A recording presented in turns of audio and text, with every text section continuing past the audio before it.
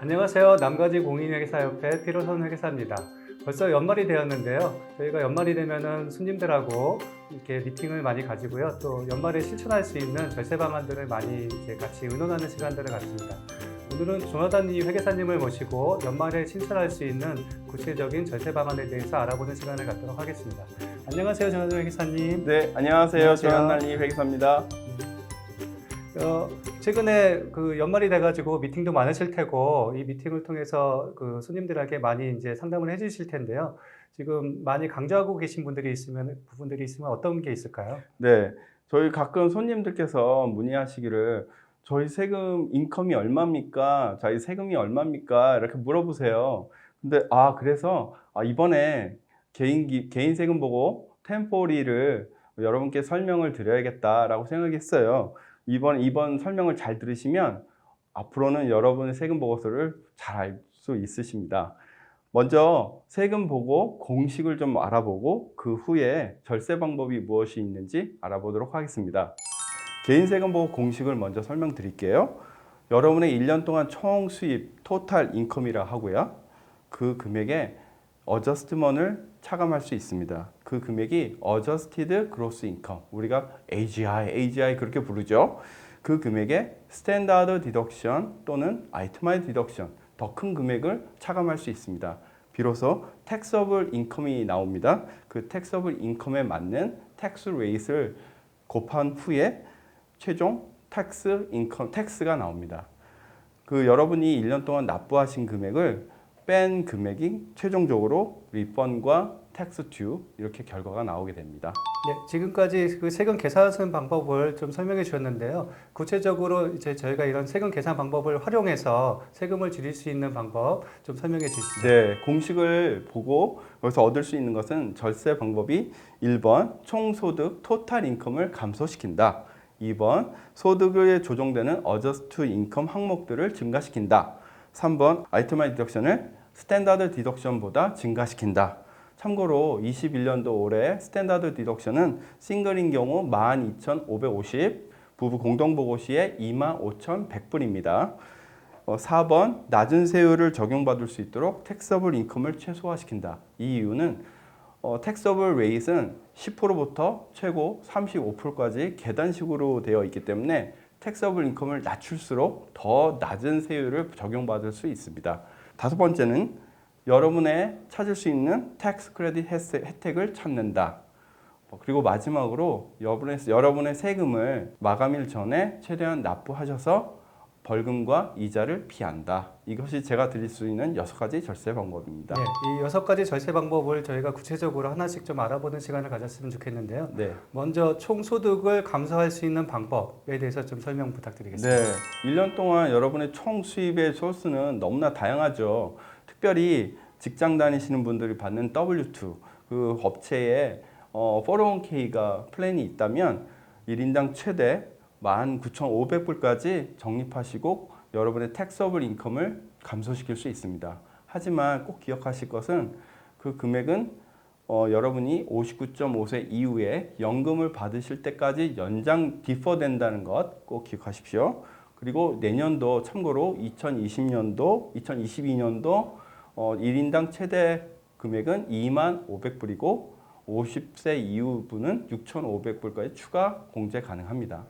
그러니까 월급 받으시는 분들은 자기는 공제할 사항이 없다고 항상 불만이 있으신데요. 그런 분들은 회사에서 제공하는 401k라든지 또 헬스 세이빙 어카운트, 플렉서블 세이빙 어카운트 이런 제도들이 있으니까요. 이런 걸 잘 활용하시면 월급을 받으시는 분들도 절세를 좀 실현할 수 있다는 그런 내용이시고요. 다음으로는 비즈니스를 하시는 분들이 총소득을 감소할 수 있는 그런 방법이 있을까요? 네, 비즈니스 사업체는 여러분의 자금 사정에 따라서 최대한 인보이스 발행을 내년으로 미루시고 수금을 최대한 내년으로 미루시면 여러분의 소득을 감소하실 수 있는 효과가 있습니다. 네. 이 부분에 대해서는 사실은 좀 이렇게 찬반의 얘기들이 있는데요. 그러니까 올해 수입이 많고 내년 수입이 좀 적을 거라고 예상됐을 때 좀 인컴 수입을 좀 이렇게 시프팅하는 거죠. 시프팅해가지고 일단은 올해 소득을 좀 줄이는 이런 방식으로 지금 설명해 주시는 것 같습니다. 네, 맞습니다. 그다음에 요즘에 뭐 회계사님을 비롯하고 저도 그렇고 많은 분들이 주식 투자를 하고 계시는데요. 네. 주식 투자하고 관련된 이 세금을 설명해 주시고 좀 이 세금을 줄일 수 있는 방법이 있으면 그 부분에 대해서 좀 설명해 주시죠. 네. 최근 들어 정말 여러 많은 분들이 주식 투자를 하고 계시는데요. 정말 그에 관련된 문의도 정말 많습니다. 주식의 양도소득, 즉 캐피탈 게인은 구입하시고 매매까지 완료하셔야 세금 계산이 됩니다. 이를 realized gain이라고 부르는데요. 만약 구입을 하시고 매매하지 않고 현재까지 계속 보유하고 계시면 세금은 없습니다. 주식의 캐피탈 게인은 1년 기준으로 나눠지는데요. 1년 안에 구입과 매입이 이루어진 개인에 대해서는 본인이 가지고 계신 세율을 동일하게 적용받으십니다. 그리고 구입 후 1년 이상 보유 후에 매매를 하시면 0%부터 20%까지 차등적 세율을 받으십니다. 특별히 본인의 토탈 인컴이 싱글인 경우 44,400불, 부부 공동보고 시 88,800불 이하시면 캐피탈 게인 텍스가 제로입니다. 모두 면제된 점 기억하십시오. 그러므로 여러분이 하실 것은 올해가 가기 전에 본인들의 주식 계좌를 꼭 리뷰하시고 수익이 많은 주식들은 매매를 내년으로 최대한 미루시고 손실을 보신 주식은 올해 안에 매매하시고 정리하심으로 토탈 인컴을 낮추시면 절세 효과가 있다고 봅니다. 네, 이 부분에 대해서 그 뉴스에서 많이 보셨을 거예요. 바이든 대통령이 주식을 매매하지 않고 보유하고 있는데 가치가 상승한 그런 뭐 일론 머스크라든지 이런 사람들한테도 세금을 매기겠다고 그런 표현을 했는데요. 사실은 이거는 헌법하고 좀 맞지 않는 부분도 있고 해서 쉽지 않은 부분이고요. 아직까지 현행 제도에서는 주식을 매매했을 때 그 세금을 내게 되니까 이 부분을 잘 활용하셔가지고요. 매매 시점을 잘 고려하시면 절세에 많이 도움이 되겠습니다.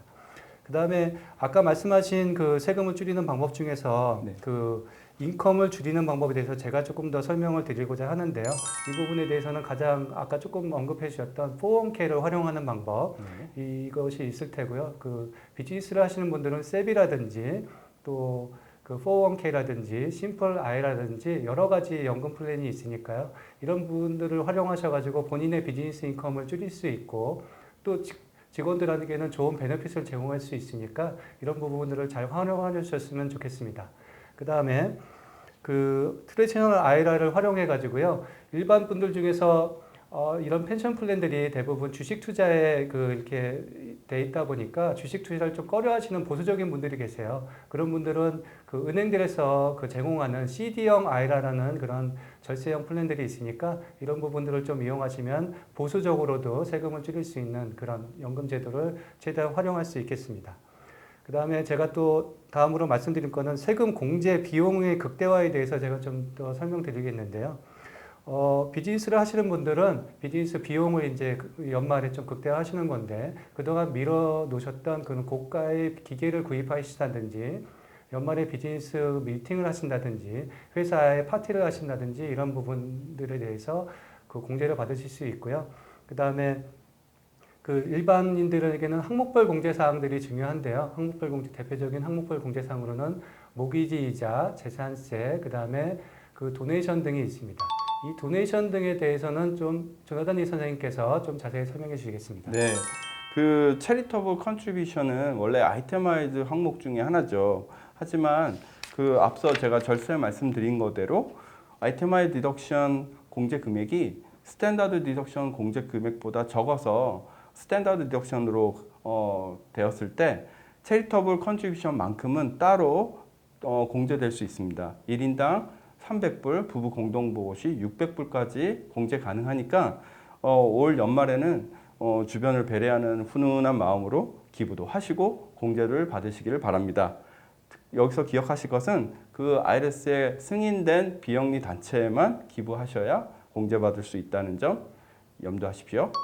네, 그 공제에 대해서 제가 좀 더 그 부연 설명을 해드리면요. 그 기존에는 그 항목별 공제 사항이 없으셔가지고 집이 없으시고 이런 분들은 대부분 기본 공제 사항을 많이 선택하시게 되시거든요. 그런 경우에는 도네이션이 아무런 쓸모가 없는 경우들이 많았었는데 작년하고 올해 연속으로 이어가지고요. 그 개인 1인당 300불 그리고 부부 공동 600불까지는 기본 공제를 신청하시는 분들도 또 특별히 추가적인 그 공제 신청을 하실 수 있으니까 이 부분 적극 활용해 주시라고 이렇게 선생님께서 지금 강조해 주신 것 같습니다. 네, 맞습니다. 그리고 항목별 공제사항 이외에는 또 저희가 신청할 수 있는 공제사항으로는 자녀 보육에 대한 비용, 그 다음에 대학 그 학자금에 내시는 부분들이 있고요. 학자금을 또 융자 받으시는 분들이 있으시면 그 이자 부분도 저희가 공제 신청할 수 있는 사항들입니다. 그 다음에 또 추가적으로 거주하시는 집이 있으신데 그 집의 그 에너지 효율을 높이기 위해서 공사를 하시게 되시면은 그 부분에 대해서도 그 텍스 크레딧들이 있으니까 연말에 고려해 보시면 좋겠습니다. 그 다음에 그 자동차를 구입하기를 원하시는 분들이 있으시면요. 또 자동차도 전기차라든지 플러그인 그 하이브리드를 선택하시면은 이 부분에 대해서도 그 차도 구입하시면서 절세 효과가 있는 그런 상황이 있을 수 있으니까 잘 그 활용하시면 좋겠습니다. 그 다음에 마지막으로 저희가 준비한 토픽이 세금과 관련된 벌금과 이자를 피하기입니다. 이 부분에 대해서 선생님 좀 설명해 주시죠. 네, 제가 마지막 절세 방법으로 불필요한 세금 관련 페널티와 이자 피하자 말씀드렸는데요.